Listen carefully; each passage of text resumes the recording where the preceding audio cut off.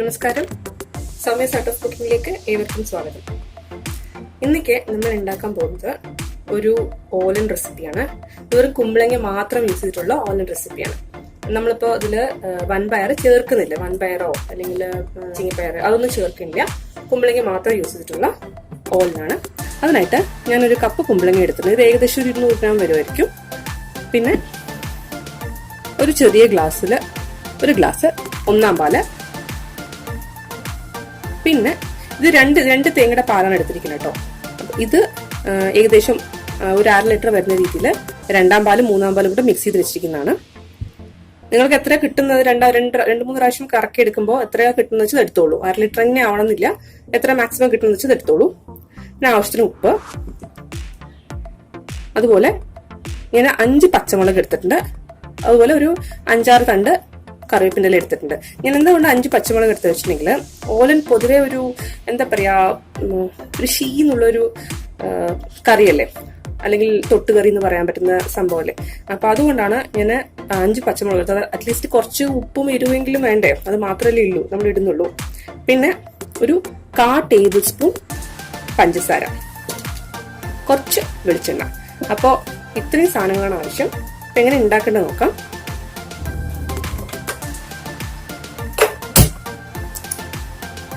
നമുക്ക് ഗ്യാസ് കത്തിച്ചു കൊടുത്തിട്ടുണ്ട്.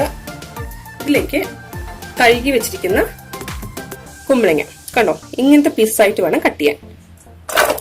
ഇത് ഞാൻ ചേർത്ത് കൊടുത്തിട്ടുണ്ട്. ഞാൻ ഇതിന്റെ തൊലി കളഞ്ഞിട്ടുണ്ട് കേട്ടോ. ചില ആൾക്കാര് ഇതിന്റെ തൊലി കളയാതെയും യൂസ് ചെയ്യാറുണ്ട്, പക്ഷെ ഞാനിപ്പോ തൊലി കളഞ്ഞിട്ടാണ് യൂസ് ചെയ്യുന്നത്. ഇതിലേക്ക് നമ്മൾ എടുത്തു വെച്ചിട്ടുള്ള രണ്ടാം പാല് ഒഴിച്ചു കൊടുക്കാം. ഇതിലേക്ക് പച്ചമുളക് ചേർത്ത് കൊടുക്കാം, നീളത്തിൽ മുറിച്ചിരിക്കുന്ന പച്ചമുളക്. പിന്നെ ഞാൻ കുറച്ച് കറിവേപ്പിൻ്റെ ഇലയും കൂടി ഇപ്പം ഇട്ട് കൊടുക്കുകയാണ്. നമ്മൾ അവസാനം കറിവേപ്പിൻ്റെ ഇല ചേർക്കും, അതിന് പുറമെ ഞാൻ കുറച്ച് ഇട്ട് കൊടുക്കണം, കാരണം നന്നായിട്ടൊന്ന് മണമൊക്കെ ഇറങ്ങാൻ വേണ്ടിയിട്ടാണ്. എന്നിട്ടൊന്ന് ഇളക്കി കൊടുക്കാം. ഇതൊരു 1/4 വേവ് ആവണ സമയത്ത് നമുക്ക് ഇതിലേക്ക് ഉപ്പിട്ട് കൊടുക്കാം.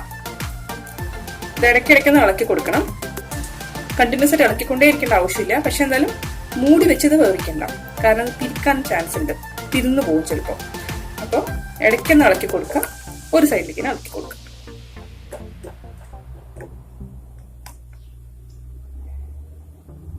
ഇതൊന്നായിട്ട് വരട്ടെ. നമുക്ക് വെയിറ്റ് ചെയ്തൊന്ന് കുറുകി വരണം കേട്ടോ. നമുക്കതൊരു വെയിറ്റ് ചെയ്യാം.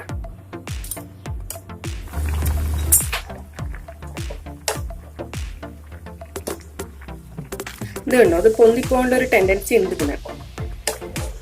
ഇടയ്ക്കിടയ്ക്ക് ഇളക്കി കൊടുത്തുകൊണ്ടിരിക്കണം.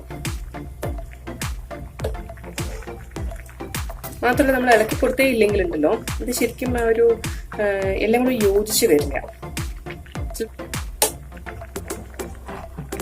നന്നായിട്ടൊന്ന് വറ്റി വരണം. നമ്മൾ ഇടയ്ക്കിടയ്ക്ക് ഇളക്കി കൊടുത്തോണ്ടേ ഇരിക്കണം കേട്ടോ. ഇത് പിരിയാതിരിക്കാനും അതിന് നല്ലതാണ് അങ്ങനെ ഇളക്കി കൊടുക്കുന്നത്. അങ്ങനെ ഇളക്കി കൊടുത്തോണ്ട് കൈയെടുക്കാണ്ട് ഇളക്കി കൊടുക്കേണ്ട ആവശ്യമൊന്നുമില്ല. ഇത് പൊന്തുന്നു കണ്ടാൽ ഒന്ന് ഇളക്കി കൊടുക്കാം, അത്രയും മതി.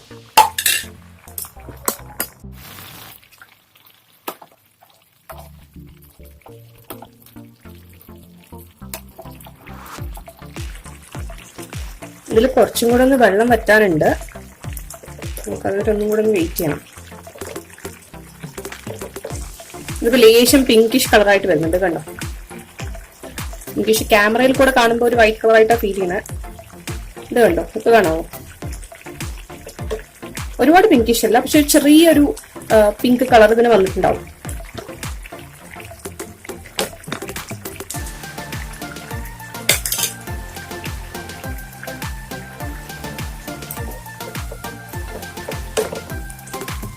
ഇതിപ്പോ ഏകദേശം വറ്റി വന്നിട്ടുണ്ട്. കുറച്ചും കൂടെ ഒന്ന് വറ്റിയാലേ നമുക്ക് ഒന്നാം പാൽ ഒഴിച്ചു കൊടുക്കാം.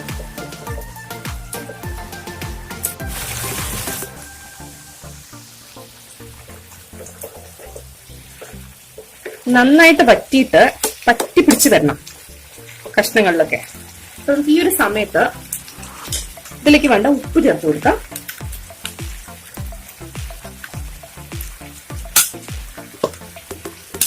അതുപോലെ തന്നെ ഒരു 1/4 ടേബിൾ സ്പൂൺ പഞ്ചസാരയും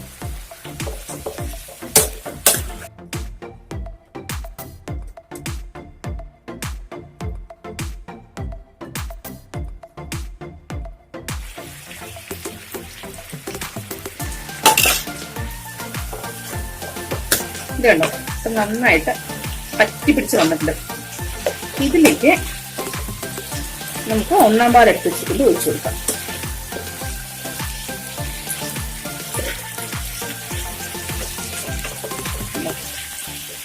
നന്നായിട്ട് പറ്റിച്ച് വന്നിട്ടുണ്ട്. എന്നിട്ട് ഈ വെള്ളമൊക്കെ പറ്റുന്ന സ്റ്റേജില് ഒന്നാം പാൽ ഒഴിച്ചു കൊടുക്കാം.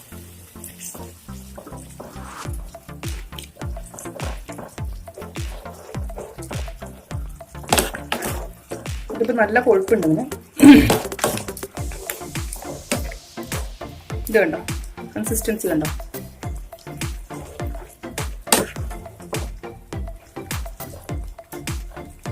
ഇതിലേക്ക് നമ്മൾ എടുത്തു വെച്ചിരിക്കുന്ന കറിവേപ്പിന്റെ ഇല, അതൊരു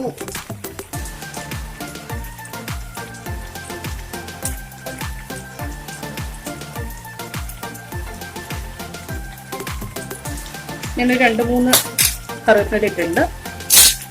ഞാൻ അതിന്റെ ആ മുഴുവൻ കറിവേപ്പിലായിട്ട് ഇട്ടിരിക്കുന്നത്, അതിന്റെ കുഞ്ചിലൂടെ ഇട്ടിരിക്കുന്നത്.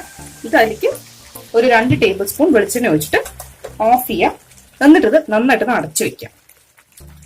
ഇല വെച്ച് അടച്ചു കൊടുക്കാം. എന്നിട്ട് ഇതൊന്ന് മൂടി വെക്കണം. അപ്പൊ ഇതിലേക്ക് നല്ല മണം ഇറങ്ങും. അതിനു വേണ്ടിയിട്ട് നമ്മളിങ്ങനെ ചെയ്യുന്നത് ഒരു 5 മിനിറ്റ് ഇങ്ങനെ വെച്ചു കൊടുക്കാം കേട്ടോ. അതിനുശേഷം തുറന്നാൽ മതി.